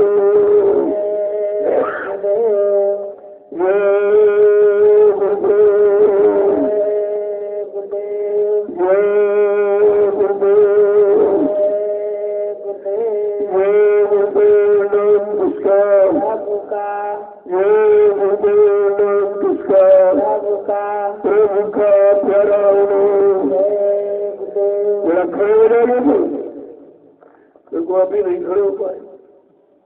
जब तुम्हारी में इतनी चुस्ती पूर्ति अभी नहीं, इतनी सुस्ती है, तो जब खड़े नहीं हो पाए तो चलोगे कब? चलोगे नहीं तो पहुंचोगे कब? मंजिल दूर है, यहाँ सुस्ती करो, सुस्ती पूर्ति से काम करो, धीरज से अपने सारे कर्मों की गंदगी उतार दो, क्योंकि उतारने वाला आ गया। अभी तो कोई उतारने वाला था नहीं, उतरने मानो की बात किसी ने की नहीं, कोई स्थिति कोई यानी भूमिका आपके लिए बनाई नहीं गई कि भाई कर्म कर सकते। लेकिन कलयुग में संत महापुरुषों ने आकर के तुम्हारे गंदे कर्मों की माफी और उद्धार की भूमिका बना दी। क्या? परमात्मा की सेवा। अगर आपने शरीर से कोई गंदा काम किया, तुम्हारा शरीर परमात्मा की सेवा में लगा दो, कर्मों की गंदगी उतार देंगे, माफी करा देंगे। अगर मन से कोई गंदगी थी तो मन तुम्हारा सुमरन ज्ञान मिलेगी, नाम की कमाई में लगा दोगे। अगर आपने धन से कोई गंदगी की, तुम्हारा धन सेवा देने से ऐसी परमात्मा व्यवस्था में लगाएंगे जिस व्यवस्था से तुम्हारा तो काम होगा ही, लेकिन आगे आने वाले लाखों लोग इससे लाभ उठाएंगे। ये आपका परमात्मा लाभ है। इसी वजह से कर्मों की कटाई करा देते और काल को मदद नहीं पड़ती। काल को समझता है कि हमने कर्म करा के अच्छे बोले, उसी ने तो कराया आपको, उसी ने अंदर बहुत पैदा किया गलत और तुमसे कराया इसलिए कि ऐसे कर्म करेगा तो मेरे यहाँ बने रहेगा, यही जन्म पाता रहेगा, हमारा शासन, हमारे हुकूमत, हमारा अधिकार इस पर बना रहेगा। इसलिए उसने तुमको गंदे कर्म करने की प्रेरणा दी और तुम्हारे मन को खराब किया और मन ने शरीर को खराब कर दिया। लेकिन संत महापुरुषों ने उसका भी उपाय दिया कि परमात्मा श्रमदान सेवा। जब श्रमदान करोगे वो भी परमात्मा श्रमदान तो आप करने भी करते, बाल बच्चों के लिए तमाम सेवा करते हो, खेती दुकान करते हो, जीनी व्यापार मजदूरी, लेकिन ये स्वार्थी सेवा है, परमात्मा नहीं है। इसमें तुम्हारा निजी स्वार्थ है और किसी का कोई भला नहीं कर पाते। लेकिन संत महापुरुषों ने परमात्मा सेवा रखी। इसी सेवा से तुमको भी लाभ मिलेगा, तुम्हारी धन और धन और समय की सेवा से जो व्यवस्था बनेगी आगे आने वाले यानी भविष्य में लाखों लोग उसका लाभ उठाएंगे। ये तुम्हारी परमात्मा सेवा है और तुम्हारा तात्पर्य तो लाखों लोगों को बच जाएगा, आपका भारण का हो जाएगा। अगर अन्न खाते तो पाप किया, अन्न तुम्हारा भंडारों में सेवा देने की रोटी बना के उन प्रेमियों को खिलाई जाएगी जो रोटी तुम्हारी रोटी खा के भजन करेगी, सेवा करेगी, सत्संग सुनेगी, तो तुम्हारा अन्न वाला भी कर्म करता निपटा देंगे। उनके पास सब तरीके। तभी तो काल दयाल का झगड़ा है। जब से दयाल ने काल की नगरी में अपना कदम रखा, अपने चरण रखे, तब से काल को चिंता हो गई। अब लाखों प्रयास तुम्हारे साथ कर रहा, किसी तरह फंस जाए, उधर बने जाए, इधर बने रहे, लाखों प्रयास कर रहा। लेकिन जितना ज्यादा फंसाने की चिंता काल को है, उससे करोड़ों गुना ज्यादा चिंता दयाल को अपने जीवों को निकालने की है। प्रेमियों, काल दयाल की ओर लगी। अब आप काल की पारी में खड़े हो, दयाल की पारी, काल की तरफ जा रहे हो कि दयाल की तरफ आ रहे हो, काल का काम कर रहे हो कि दयाल का काम कर रहे हो, अभी तुम्हारी समझ में ही नहीं आ रहा। इसी को समझाने के लिए ये नित्य सत्संग किया जाता। ये सत्य का कर्म जब हो जाएगा तो अच्छा बुराई सब समझ जाओगे, अपना पराया समझ जाओगे, हमारा असली कर्म कर्तव्य क्या है इसको भी हम जान जाएंगे। इसलिए परमात्मा संग्राम सेवा, जब इस शरीर से पसीना निकलेगा, ये कर्म है निकल रहे, तो धीरे धीरे ये कर्मों की गंदगी जो पसीना बन के निकलेगी, इससे एक तो तुम्हारा शरीर निरोग होगा, बीमारी निकलेगी, और दूसरा कर्म कर्जा भी निकलना। ये दो लाभ आपको मिलाएगा। इसलिए आप परमात्मा सेवा से मत चूको, तो कोई इशारा कर दिया जाए। अब गंदगी उठाई क्यों जाती कि हमने इससे ज्यादा कर्म करोगी, ये तो गंदगी कुछ नहीं। अगर तुम्हारे कर्मों की गंदगी खोल दी जाए तो तुम यही कहोगे हम कभी पार जा ही नहीं सकते, हमारा कोई माफी कर ही नहीं सकता, इतने बुरे गंदे कर्म हमने किए, भाई कौन क्षमा कर देगा। यहाँ तो क्षमा का इतिहास है नहीं, यहाँ तो मार काट का इतिहास है। राम ने किसी को क्षमा नहीं किया, मारा काटा। कृष्ण ने किसी को क्षमा नहीं किया, मार काट खलिहान कर दिया। लेकिन आज कलयुग में समृद्ध सद्गुरुदाता दयालु आप पर खुश हैं, प्रसन्न है, और आपको क्योंकि वो लेने आए हैं, घर पहुंचाने आए, अपनी जीवात्मा को मानव शरीर से निकाल कर घर ले जाएंगे।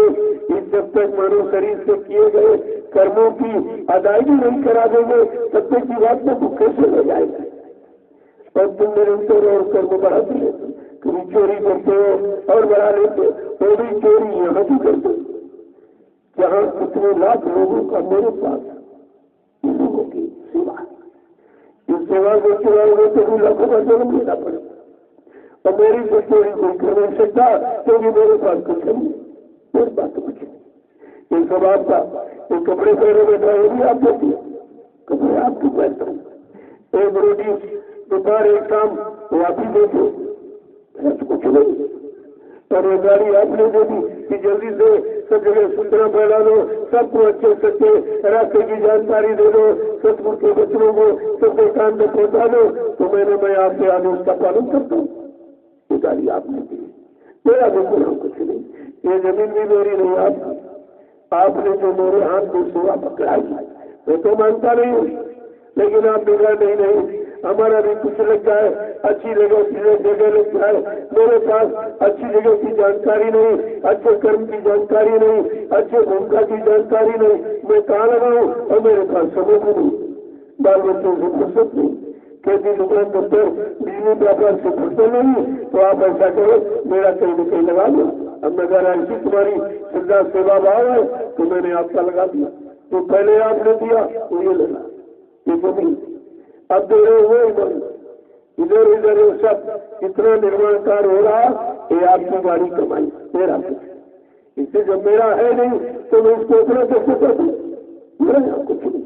मैंने तो कहा अगर आप लोग सच्चाई ईमानदारी से यहाँ संभाल लो तो मैं दूसरी जगह बैठ जाऊँ, वहाँ काम होने लगेगा, तीसरी जगह बैठ जाऊँ। ऐसे धीरे धीरे सारे हिंदुस्तान में अच्छाई का माहौल वातावरण बन जाएगा, सब लोग सच्चे अच्छे काम में लग जाएंगे, सबका कर्म कर्जा उतर जाए। यहाँ तो सबको हित की बात, सर्वभूतों हिते रखा, सारे जीवों का कल्याण हो, ये भूमिका तो वो है। इसलिए अब आप परमात्मा सेवा ये बड़े स्वभाव समझिए, हिंदुस्तान में कहीं चले गए, कोई मिशन कोई धार्मिक व्यवस्था कहीं हो, लेकिन परमात्मा सेवा का कहीं जिक्र नहीं, कोई नहीं जानता कि परमात्मा सेवा। जब तक संत महापुरुषों के परमार्थी वचनों को सुनेगा नहीं, परमार्थी सेवा समझ में किसी के नहीं आएगा। जय गुरुदेव, जय गुरुदेव, जय गुरुदेव, जय गुरुदेव नाम किसका, जय गुरुदेव नाम किसका, प्रभु का प्यारा नाम, जोर से बोलो, राम मिल बोलो, बोलना होगा, अभी से बोलो, दुख दर्द हरेंगे, सब कष्ट मिटेंगे, सुख शांति भी देंगे, सबके दाता, सबके मालिक, प्रेम से बोले, ये नाम नहीं इंसान का, ये नाम है प्रभु का, ये काम नहीं इंसान का, ये काम है प्रभु अब ये का। परिवर्तन का काम इंसानों के बस की बात, क्योंकि वो मानव बुद्धि से परे, मानव की सोचने की करने की एक सीमित व्यवस्था है, और ये असीमित व्यवस्था है सारे विश्व की, एक की नहीं। बाबा जी ने सारे विश्व के परिवर्तन की आवाज लगाई, केवल हिंदुस्तान ही नहीं सारा विश्व बदलेगा। मैं सत्संग सुनाते सुनाते ये परिवर्तन करके दिखा दूंगा, आपको कोई अक्षर नहीं उठाना, आपको किसी को अपमानित गाली गलौज ये कुछ नहीं करना है, केवल सत्संग में लगे रहो, परमात्मा की सेवा को समझते रहो, सुमरन ज्ञान भजन सुबह शाम सुबह निकाल कर करते रहो। ये सब परिवर्तन तुम्हारे सामने आके खड़ा हो जाएगा। यहाँ कोई चीज ऐसी नहीं जो न हो, जो नहीं होगी हम उसको क्यों कहेंगे? अरे जो होने वाली उसी को तो बताएंगे आप। यहाँ ऐसी कोई चर्चा नहीं की जाती। ये जो आपके सामने न होने वाली हो, न आने वाली हो, न लाभ दिलाने वाली हो, ऐसी कोई चर्चा नहीं हो। यहाँ तो आपको चौमुखी लाभ मिले सब तरफ से। इसलिए परमात्मा की सेवा सबसे महत्वपूर्ण सेवा। संत महापुरुषों ने जीवों के संचित कर्मों की अदायगी के लिए परमात्मा सेवा रखी है। तो यहाँ कोई जानता भी नहीं, कराएगा तो हिंदुस्तान में कहीं चले जाओ, ये परमात्मा सेवा और ये सुमरन ज्ञान भजन नित्य नियम से सुबह शाम और नित्य सत्संग ये कहीं नहीं हो रहा। सबकी जबान बाणी बंद है, क्योंकि जिन्होंने कहा तो उसका कुछ हुआ नहीं। ये पिछली युगों की किताबों पर तो पिछले युग की कहानी सुनाते और आज ये कलयुग की बात तो कोई बताते नहीं। कलयुग की कहानी कोई नहीं बता रहा और कलयुग का परिवर्तन कोई नहीं कर रहा, न कोई आपको बता रहा है। हमें आपको कलयुग का इतिहास चाहिए। सतयुग त्रेता द्वापर के इतिहास तो बन गए, वो पुराने इतिहास हमें आपको सुनाए पढ़ाए जा रहे हैं, उससे हमारा काम नहीं होगा। वो इतिहास उन लोगों का है जो उस युग में आए थे और उस युग में जो नाम जगाया गया उस नाम को माना और नाम के अनुसार उन्होंने काम किया तो उनका काम हो गया। अब जो नाम जिस मंडल मुकाम से आता है उसका सुमरन, उसका आदेश हुक्म मानकर उसी मंडल को पहुंचा सकता है। लेकिन जीवात्मा तो हमारी सत्लोक मंडल की, वहां से कोई आया नहीं, वहां का काम किसी ने कराया नहीं, वहां की युक्ति किसी ने बताई नहीं। इसलिए कलयुग में क्या थी बच्चा, मैं कलयुग का इतिहास बनाने आया हूँ। कलयुग का इतिहास तो इतिहास क्या बन गया? तो कैसे ज्यादा भी चले गए। इतिहास कौन बनाएगा? इतिहास कोई इंसान के नाम से कभी बना? सतयुग का इतिहास क्या हिरण्यकशिप राजा के नाम से बना कि हरि नाम से बना था? त्रेता का इतिहास रावण राजा के नाम से बना कि राम जगाया ऋषियों ने जगाया कर राम नाम से बना, उससे इतिहास बना, उससे परिवर्तन बना। द्वापर का इतिहास वो सब आपको बता रहा है कि समय के जगाए कृष्ण नाम से बना था कि कृष्ण के नाम से बना। तो आज तो तुम उतने बड़े भगवान नहीं, तुम्हारे नाम का तो कोई प्रश्न नहीं, तुम्हारे नाम से इतिहास बनने का कोई प्रश्न नहीं है। तुम्हारे नाम से तो जो तुम कर रहे हो ये कर्म कहानी तुम्हारी नरकों में जाने की है। जा सुराज प्री प्रजा दुखारी सोर न पवस नरक अधिकारी। जिसके राज में अगर प्रजा दुखी है तो राजा नरक में जाता। ये संत गोस्वामी जी महाराज ने रामचरित मानस के उत्तरकांड में लिख के बताया। मैं नहीं बता रहा हूँ, संतों की महिमा है। उन्होंने कितना पहले आगाह किया, कितने पहले भूमिका व्यवस्था आपके बचाने की बना दी, लेकिन आप मानते कहाँ हो? अगर ये सब मान जाते तो विनाश का इतिहास नहीं बनता, विकास का इतिहास बनता। लेकिन सब विनाश का किया, चाहे सतयुग का लो, हिरण्यकशिप का विनाश, और त्रेता का ले लो, रावण का विनाश, द्वापर का ले लो, कंस का विनाश, जरासंध का विनाश, ये तो विनाश का इतिहास है। लेकिन आज कलयुग में विकास का इतिहास बनेगा, सबका विकास होगा, सबकी उन्नति होगी, सबको बचाया जाएगा, सारी जीवात्माओं को घर पहुंचाया जाएगा, वो इतिहास है। इसलिए बाबा जी को सब बताना पड़ा, क्योंकि ये कभी किसी ने किया नहीं था। इतिहास आपके पास था नहीं, कोई जानकारी थी नहीं जो आप जान जाते या किसी इतिहास किताब को पढ़ लेते। जब कभी ऐसा हुआ ही नहीं, कोई ऐसा आया नहीं, तो उसका कोई इतिहास ही नहीं था। इसलिए उन्होंने अपनी सारी जानकारी दी, पूरा परिचय दिया। 3 वादे किए। पहला वादा अपना परिचय दिया, मैं कहाँ से आया। कहा मैं राम कृष्ण की तरह से बीच के लोग से नहीं आया हूँ जो तुम सबको बीच में छोड़ के चला जाऊंगा।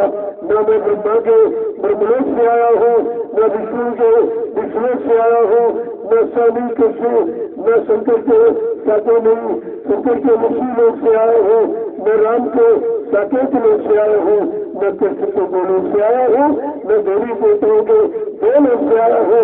मैं आया हूँ सतलोक सत्संग अनादि धाम प्रभु धाम, जहाँ की सारी सुनते हुए जीवात्मा रहने वाली है, जो आज मनुष्य नहीं की। मैं उनके वास्ते उनको लेने के लिए, उनको घर पहुंचाने के लिए आया, जिसका इतना बड़ा वादा अभी किसी वादे की शुरुआत नहीं हुई, और इन चेले ने गुरु के पाने की शुरुआत की। यह शुरुआत पहले करते आपको भी इस पर विचार करना चाहिए। क्या संत महात्मा झूठ बोलते, क्या बाबा जी झूठ बोलते, क्या वादा पूरा तो जगेवादी करते, क्या ऐसा कोई इतिहास तुम्हारे पास किसी शब्द का है, किसी गुरु का, किसी अवतारी शक्ति का, किसी ऋषि मुनि योगियों का कोई ऐसा इतिहास जिसने कोई संकल्प लिया हो समाज देश के लिए और न पूरा कर पाया हो, और बिना पूरा किए ही और बीच में धोखा देते और बिना बताए चला गया मरते? तो कोई इतिहास नहीं। तो आप अपने समृद्ध मानिक के इतिहास को कैसे धोखा कर? इसलिए एक बात को कर दिया, सब समझ में आ जाएगा। पिछले बच्चों को दोहराइए, आपकी भूल चूक समाप्त हो जाएगी। इसलिए 60 साल को वो सुनाया गया मथुरा बोला, आप जब सब भूल गए और भूल करके इतनी दूर भाग गए जैसे कुछ सुनाया बताया नहीं गया, ये आपने सुना नहीं था कुछ। तो फिर एक बार मेल हो गई, नहीं, फिर से इनको एक संदेश दे दिया जाए, याद करा दिया गया बच्चों की। तमाम ऐसे लोग हैं जो बेचारे 1 2 3 वर्ष 4 वर्ष के नाम जानी, उनको पूरा संदेश नहीं मिला, पूरी जानकारी नहीं मिली। तो एक बार फिर इनको लोग आ तो कहा पुराने पुराने नहीं करा दिया, और जो नई जानकारी है ये दोनों का लाभ है। तो इसलिए इन बच्चों को 8 वर्ष वो भी पूरा हो जाएगा, 18 तारीख 18 मई से पूरा हो जाएगा। तो देखिए 9 वर्ष हो गए, 9 वर्ष से बराबर 60 वो नहीं है 69 वर्ष। 69 वर्ष की मेहनत आपने सब पानी में दी, जो तुम्हारे लिए थी, तुम्हारे कल्याण उद्धार के लिए थी, तुम्हारे पाप कर्मों में माफी कराने के लिए थी, आपने उसको नहीं दिया तो तुम्हारे लिए। जय गुरुदेव, जय गुरुदेव, जय गुरुदेव नाम किसका, जय गुरुदेव नाम किसका, प्रभु का प्यारा नाम। अपनी सेवा ये परमार्थी सेवा, ये गोबर की गाय, ये तुम्हारा गाय की हर वस्तु अमृत होती है। जिनको ब्लड प्रेशर की बीमारी हो, गाय सुबह गाय का पाजा उसके सिर से लेकर पेट तक 2-4 बार ऐसे हाथ हिलाइए, आपका ब्लड प्रेशर ठीक हो जाए। वो तो शरीर जो कभी कभी माता का कि माता हमेशा अपने बेटे के सुख की इच्छा करती है, कभी सुख पाने उससे सुख पाने लेने की इच्छा नहीं रखती। इसलिए गौ माता और गौ सेवा सबसे बड़ी। ऐसी कृपा करो गुरुदेवा, गौ संत की हो सेवा। गौ सेवाओं का महत्व है गौ और संत की सेवा का। आपको तो सेवा तो अवसर मिला, तो ये खाद उठाओ, ये गुरुओं की है तो उधर डाल दो, या वो मूंगफली का खेत, तो मूंगफली खुद जाएगी तो खाद तुम्हारी उसको डाल दी जाएगी, दूसरी फसल आपकी आ जाएगी। कि तुम तो सेवा करोगे, इससे जितना पैदा होगा, ये भंडारे में कितने लाख लोग इस अन्न का सब्जी का या वस्तुओं का सेवन करेंगे, ये आपकी प्रभाव की सेवा है, लाभ है। अब आपके लिए कभी सुबह छूट गई, उन्होंने बात कर गए तो जल्दी से बंद करा दिया, तो कोई बात नहीं, आज कर लो परसों कर लो, तो वो तो रोज सेवा मिलनी चाहिए, सब खत्म हो जाएगी, सेवा क्या करूँ? धीरे धीरे मैं सब समझता हूँ। जब आप तक जाते हो तो बंद करा देता हूँ, इन्होंने आप छोटे हो, अब थोड़ा विश्राम करो और कल फिर सेवा शुरू करो। अब आप जाइए सेवा करिए, वो सारे जो भी भंडारे में खड़े उनको जाओ, जाएंगे सब इकट्ठा सब वो बैठ जाएंगे, वही उनको करा दीजिए या पानी अच्छा रहेगा, कोई भंडारे को नहीं देगा। जब जैसा आदेश हो समझ लो उसी में तुम्हारा लाभ, तुम मनमानी करोगे तो लाभ से वंचित हो जाओगे। ये प्रसाद वही जहाँ लोग श्रम करते परिश्रम करते हैं तो उनके लिए प्रसाद है, क्योंकि जो टेम्परेरी में पड़े सो रहे उनको क्या मिलेगा? वो तो ऐसे आए ऐसे खाली लौट जाएंगे, कुछ नहीं मिलेगा, कुछ कोई लाभ नहीं मिलेगा, क्योंकि लाभ पाने वाला कोई कानून नहीं चलती। तो ऐसे तो आप इतना नुकसान कर रहे, ये हमारे यहाँ तो लाखों लोगों का अन्न आता है, ये अन्न खाकर लाखों लोगों का कर्ज क्यों लाभ रहे? ऐसी सेवा करो जिससे लाखों लोग उसका प्रयोग करें और वो सब कर्ज तुम्हारा उतर जाएगा। ऐसे तरीके यहाँ अपनाए जाते, ऐसी भूमिका व्यवस्था यहाँ बनाई जाती सबको लाभ। और देखो सेवादारों की सेवा नहीं करो सत्संग ये 2 लाभ प्राप्त कर और आपको 2 लाभ प्राप्त कर आप भी बड़ी सेवा करो। अब आपको भजन कर लिया और सत्संग मिल गया, अब सेवा बाकी वो भी आपको ये तीनों काम इसी नैमिषा रोटी तपोभूमि पर हो रहा, हिंदुस्तान में कहीं चले जाए तो तीनों काम कर दिए और 3 ही आधार है। बिना इस आधार के कोई काम हो ही नहीं सकता, चाहे भौतिक हो चाहे आध्यात्मिक हो, वो दोनों काम इसी से होगी। जब सत्संग सुनोगे, जानकारी मिलेगी, अच्छे बुरे की पहचान हो जाएगी, तब तुम्हारा मन कहेगा नहीं मैंने बहुत खराब किया, बहुत बुरा किया, कभी अच्छा नहीं किया, चलो परमात्मा की सेवा करके अपने बुरे कर्मों का बोझा उतार देगी। इसलिए सेवा रखी जाती है।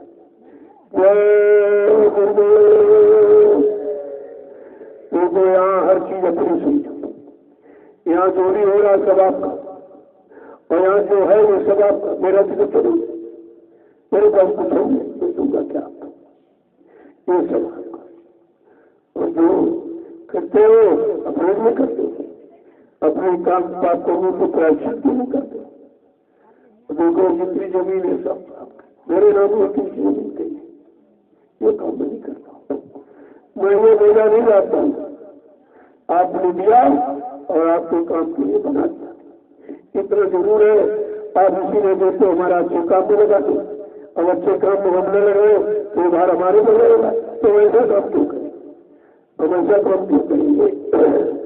आप पानी को लगाओ, इतना सब्जी फार्म बिल्कुल निरोगी सब्जी है, इसे खाइए और भंडारे के माध्यम से, क्योंकि ये तो सब्जी है, भंडारे से महाप्रसाद बन जाएगा, फिर आपको उसका लाभ मिलेगा।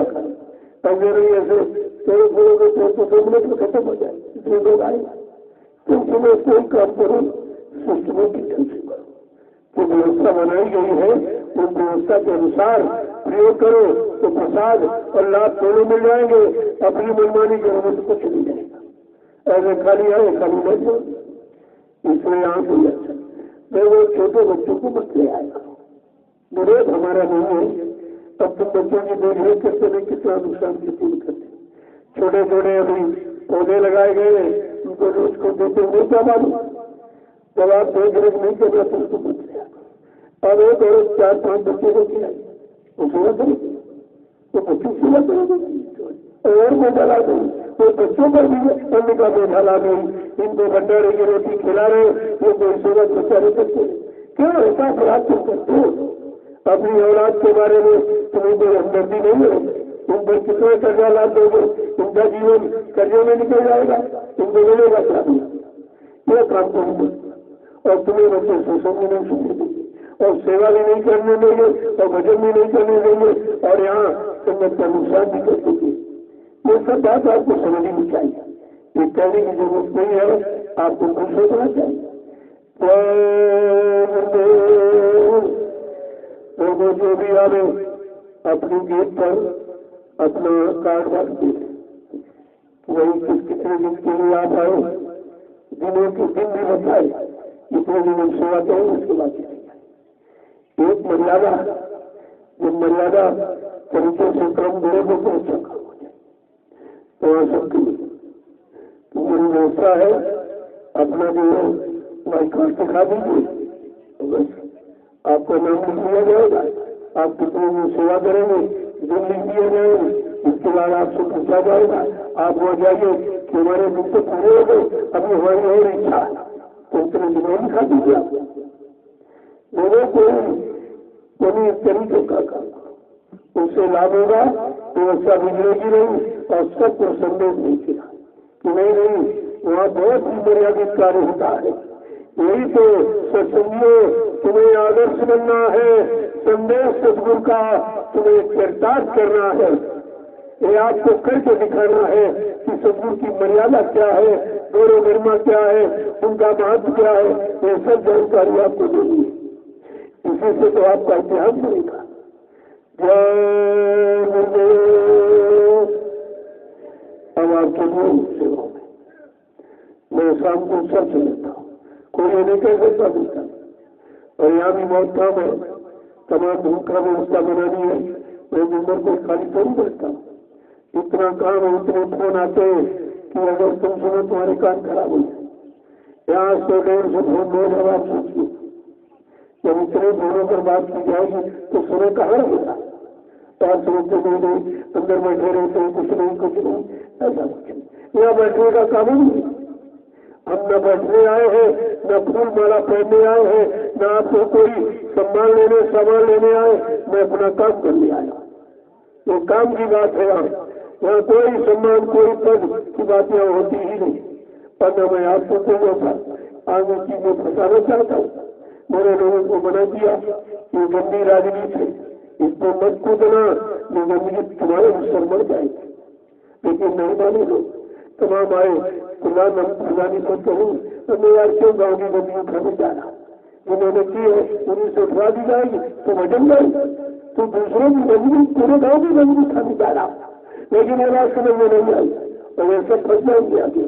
ऐसी व्यवस्था बनने जा रही है सरकार की तरफ से। ये सब रहेंगे, जो कह रहे हैं बन गए, ये सब बिगड़ जाएंगे, तो व्यवस्था में फंस जाएंगे। तुम कहाँ से वसूली करके दोगे?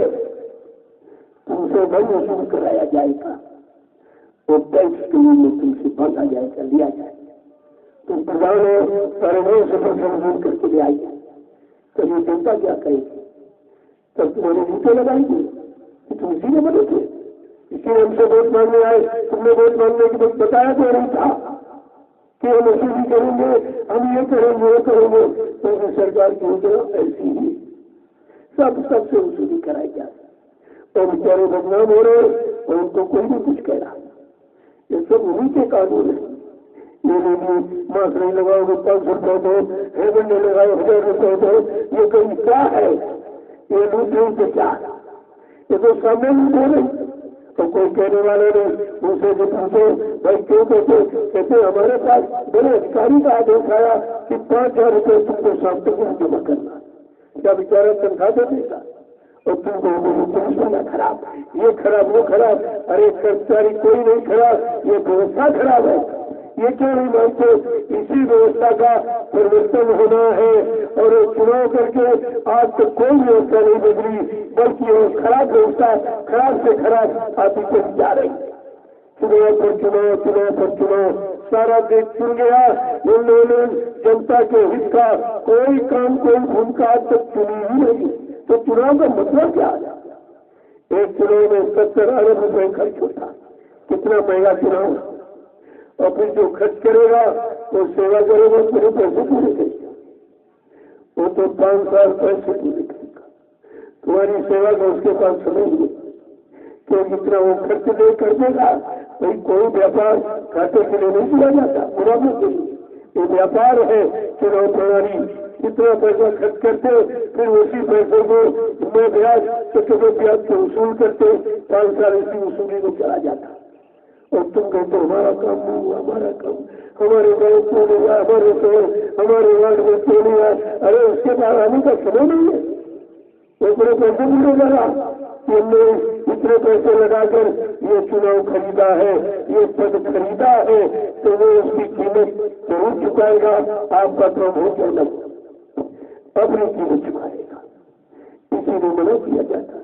लेकिन लोग नहीं समझते, नहीं समझते। उनका बनाई गई अगर परिवर्तन चाहते हो अच्छी भूमिका व्यवस्था चाहते हो तो अपनी दूरदर्शी को समझो। तो दूरदर्शी है वो मतदान लेने का अधिकारी है। दूरदर्शी माने दूर तक देखने वाला, दूर तक समझने वाला और दूर तक सोचने वाला और सबके मुसीबत को दूर करने वाला, उसको कहते हैं दूरदर्शी। यह व्यवस्था लागू हुई है। ऐसा कोई अगर है तो उसकी भी ठीक है, वो तो काम को कर नहीं सकता, क्योंकि ये काम करने अपना घाटा समझ, वो जनता का घाटा नहीं देखते। सबने चिल्लाया महंगाई गरीबी खत्म, महंगाई खत्म होगी बढ़ गई, और कोई कह नहीं रहा, एकदम से मौन खड़ी, साफ कुछ नहीं कहा, विपक्ष कहाँ चला गया। इसको तो कहना चाहिए कि आपने तो वादा किया था कि मैं महंगाई गरीबी को हटाऊंगा, बेरोजगारी खत्म करूंगा, पैसों के भरमार को रोक दूंगा, मैं ऐसा काम करूंगा, और तुम्हारा तो कोई काम नहीं हो रहा। ये शपथ कसम नहीं खा जाती। तुम कौन सी चीज हो? वहाँ गंगा जली पकड़ाई जाती है, रामायण गीता पकड़ाई जाती है कि शपथ खाओ कसम खाओ, तुम जनता के लिए क्या क्या करोगे, और ये जब कसम खा जाते हैं तो तुम्हारी कमाई खाने में इनको कौन सा करते, इनको कौन सा करते।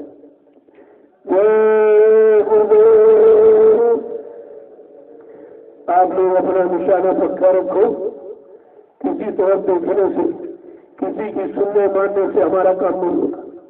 70 साल की आजादी में आपने सुनकर और देखकर और मानकर और सब तरह का सहयोग देकर देख लिया, लेकिन तुम्हारा काम कुछ नहीं हुआ। अब अपना काम समझो। चलो उधर सेवा जो बाकी रहेगी सब भी धूप हो जाएगी, धूप हो जाएगी मेरी, अभी से आप सुन कर चलो मैंने हुक्म मैं पहले जाता तो हम पहले भगवान की सेवा में लगता, और आपको ऊपर अगर भी कोई मौका मिला मैं किसी समय आ सकता हूँ। ऐसा नहीं है, जब तुम सोते रहे तो मेरा दिन करता, तुम सब सो गए, लेकिन कोई परेशानी हो, किसी का बोलना अचानक है कि नहीं, लेकिन इतने मस्त है तुमको कोई नहीं। जब तुम परमात्मा सेवा करोगे तुमको नींद का पता नहीं चलेगा। अक्षर मच्छर सब है, लेकिन कुछ तुम्हारे भरोसा, क्योंकि इतनी अच्छी नींद आती है परिश्रम के बाद, इतना भोजन डाइजेशन इतना शुद्ध रहता है परिश्रम के बाद, और तमाम बीमारी इसी से पैदा होती, ऐसी बीमारी आपकी चली जाएगी। अब आपके लिए